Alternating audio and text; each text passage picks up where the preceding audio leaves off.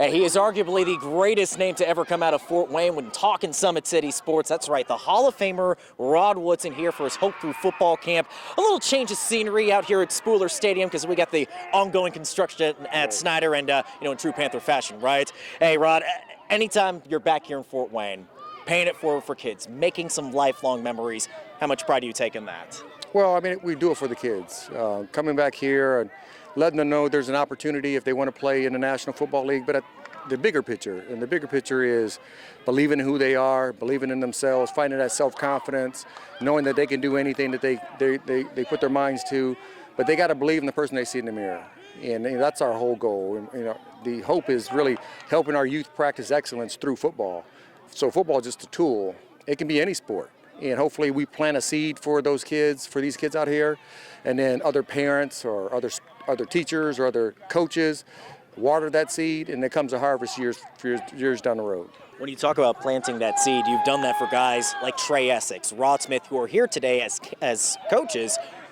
How much of a full circle is that for these guys who were once campers and now trying to pay it forward in that respect? Yeah, it's we've been doing it for a while. So seeing these guys come through when they were younger, and they're coming back to help after they come through the league, it's worthwhile. And seeing Rod and Trey coming back almost every year, single year for the kids, they do it for the same reason, and giving us kids some hope, letting them know that even though you're from Fort Wayne, Indiana, you can do some good things coming from Fort Wayne, Indiana. It's going to teach you how to work hard. It's a blue-collar mentality.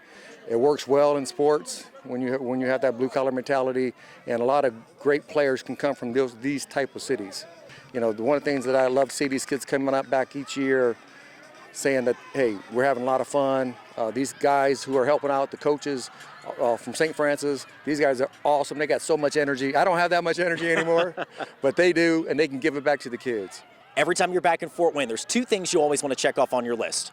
You want to go to Powers, you want to go to Coney Island and get some Coney dogs. I think you've already got some Coney dogs today. Coney dogs today. You got Coney dogs today, and you know what? I'm going to help you check off another item on that list. We got some Powers hamburgers here, folks. Powers. We got some sliders here just for you.